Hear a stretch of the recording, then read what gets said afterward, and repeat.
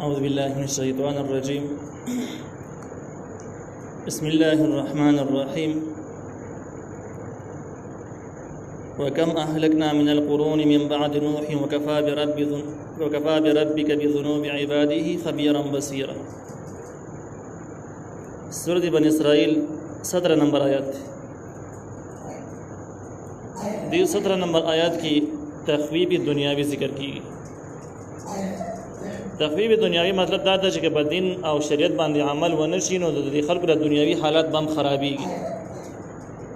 او دې ته تذکیر به ایام الله هم ویل کېږي چې هغه ورځ چې کوم وړاندې تاریخونو کې تیرې شوي دي چې د دین د دشمنۍ په وجه باندې په خلکو باندې سخت عذابونه راغلي دي.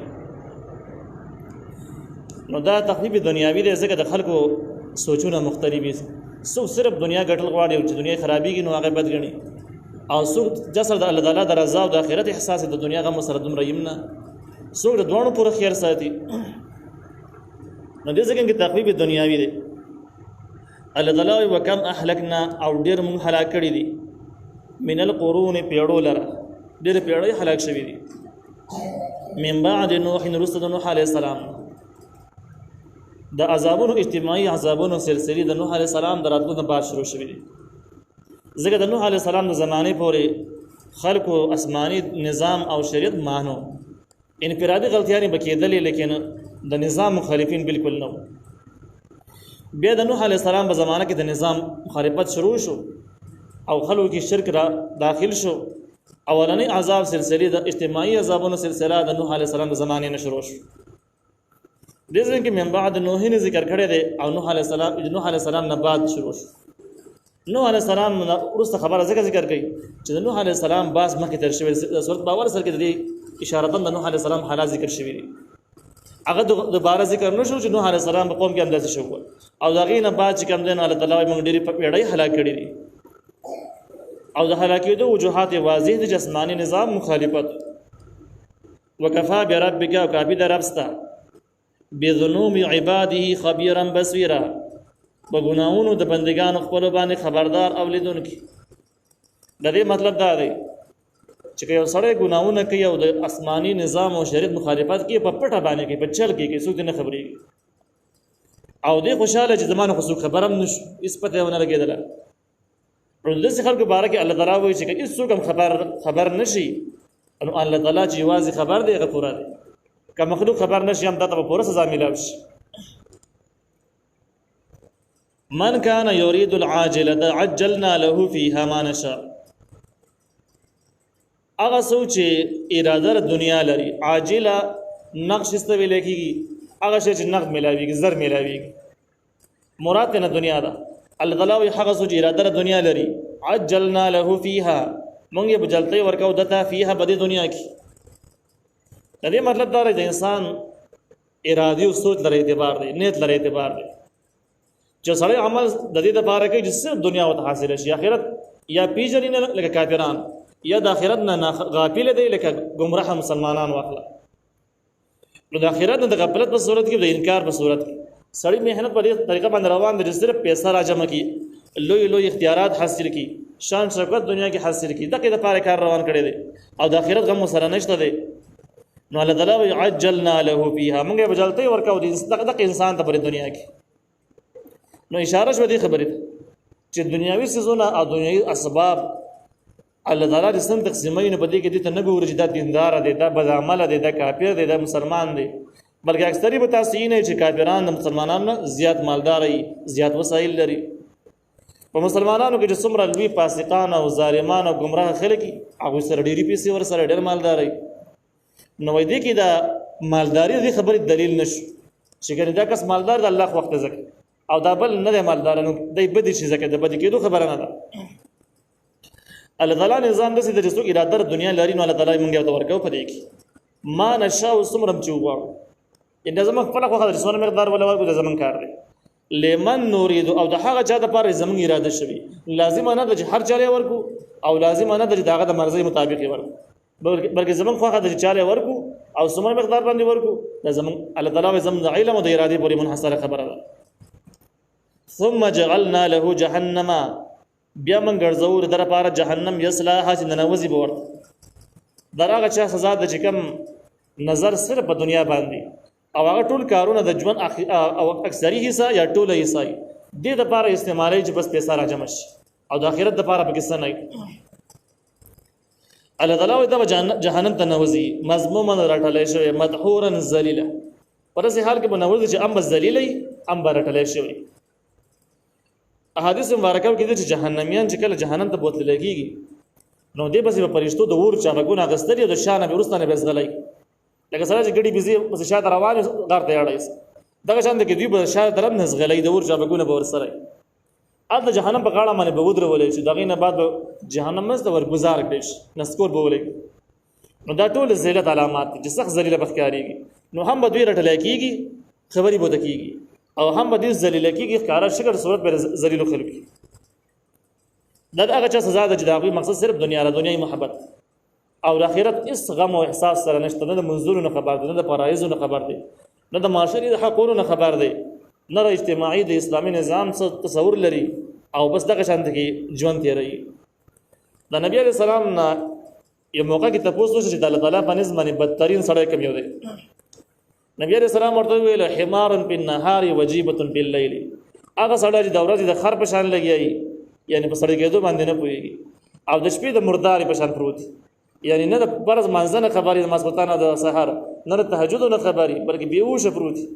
او سحر چې را پاسيږي بس بیا د خر په شان بیا لګي نو حمار په النهار وجيبه په الليل د انسانانو کې بدترین انسان نو د دې د معنی نه ده چې دنیوي مهنت مکوه دنیوي مهنت ځان له بهترین شی د نبی رسول الله فرمایي چې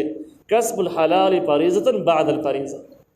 حلال مزدوری کول د ځان لپاره د عبادتو کې شمار دي لیکن بعد الفریضه وروسته د فرضونه مز پکې کوا خپل ایمان قائم ساته د زکات خیال ساته د روزي خیال ساته د حرام او نزان ساته او د غشته مال کې چې الله درکړي دین کې لګ لګاوه سنه د خپل وس مطابق لګاوه نو بیا د نظام ټکی او د آخرت ټیکټ کې سره د دنیا را جمع کول شو نو بیا د مزمت ته چې د ورځې خار او د شپې مرداره د بدترین انسان دی ومن اراد الاخره وهغه سوچ اراده اخرت لري وسعى لها سعيها او دغه سړی کوشش کوي د اخرت د پاره سعيها کوشش د اخرت وهو مؤمن او چې دا سړی په مؤمن حمي ایمان بلري په اولایک اندا کسان کان سعيهم مشکورا دې کوشش د دې قبول شوه دا د نیکانو خلق احوال چې کوم سړی د اخرت د لپاره مهنت کوي د هغه د لپاره یو قسم له بشارت او خوشخبری ده او بیا وسعى لها سعيها کوشش کوي د هغه د لپاره په کوشش د اخرت باندې نو معلومه ده شولا چې کوم عمل قبليږي نو دوه شرایط دي کې دا شو یو شرط دا چې کوم کس سړی کم کار کوي بدینت باندې ویږي چې الله راضي شي د جهنم نه بچ شم جنت داخل شي دانه تو سره لازمي دویمه دا چې وسعى لها سعيها د کوشش کوي د اخرت د لپاره کم کوشش د اخرت دی نو دا کوشش مخصوص وکړځاو معلومه دا چې هر سړی په خپل ذهن کې د خپل عقیده مطابق لګي زدل کار کوم او دغه کار د شریعت موافق نه نو دغه د الله تعالی په نسبت منظور نه دی امام ابن کثیر رحمه الله پر دې تفصیلی بحث کړی دی چې د سعیها اشاره ده خبره ته چې هر قسم کوشش کړه اخرت باندې کې مثال په تور باندې بدعات یا رسومات دي د جاهلیت د زمانه قصې دي او د وجه اخرت لګوم د شریعت مخالف دي دغه د الله تعالی په نسبت باندې قبليږي نه د منظور نه لري نو کوم څه چې قبليږي نه قبليږي چې کله موافق د سنتي موافق د شریعت عقبل له نو د سعیها کی اشاره شو سنتیت ته چې په طریقه د سنت باندې بدا کیږي په طریقه د نبی عليه السلام باندې وي شریعت مطابق وي او دریم شرط دا چې هو مؤمن د سړی په ایمان هم لري نو چې ایمان لرو نو دا او نه دي د اخرت کار د شریعت موافقو د قبليه الله تعالی او د دې خبرو کې چې یو شرط هم لري کېدل د عمل برت کیږي عمل به خیر قبول بنای لکه سړی د کار دې لپاره کوي اخرت لپاره نه کې ځان خودنی لپاره کوي اگر که موافق د شریعت دی اگر که د سړی د مکه مسلمان هم دی لیکن دا عمل قبول نه دی دا سړی نه د اخرت کړي دی لیکن کاری په طریقه د بدعات او شرکیات کې روان دی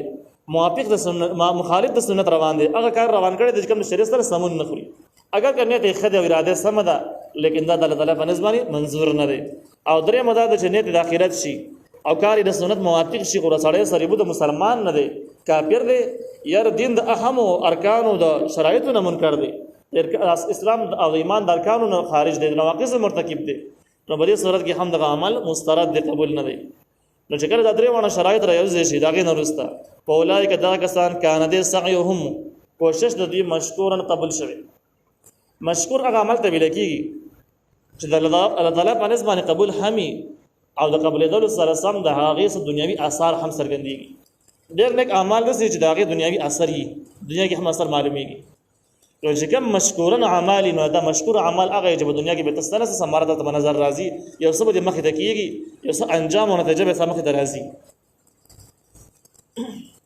کلا نمد هؤلاء وهؤلاء من عطاء ربک. کلا دا ټول کدا کافران دي کدا مسلمانان دي هر سوچ دي الله وی نمد موږ سره امداد کوو هؤلاء دغه خلکو سره هم چې کم کافران دي وهؤلاء دي کسانو سره هم چې کم مؤمنان دي. دوه طبقاتو ذکر وړاندې شوی دی. من عطاء ربک دا ورته درب ستاده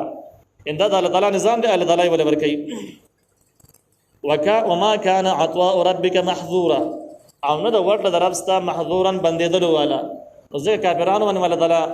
رزق ولا ورکوي، خبراخه ساتي، مؤمنانو له ورکوي. نو دې ځکه کې د کافرانو د سوال جواب هم حل شو. کافرانو به ویل چې موږ واقعي کافران یو، د اسلام دشمنان یو او تاسو را دین او شریعت موږ نه مونږ د دې په وجه موږ د الله تعالی دشمنان یو. بیا الغلم اولاد ولې راکړي، دومره مال دولت څنګه را کړی دی، دومره روغ صحت دې کم ځای نه را کړی دی، خسته کورونه لرو، هر څه وسایل لرو، نو بیا دا شی زونه کم ځای نه میراو چې موږ د الله دشمنان یو. چا را کړل؟ د ځکه کې جواب وشو دا دنیوي څه الله تعالی وی له هم ورکړي، کافرانو له مسلمانانو له هم ورکړي. او دا د قبولېدلو او دولت لوړې مرتبه څه دلیل کې دی نشي.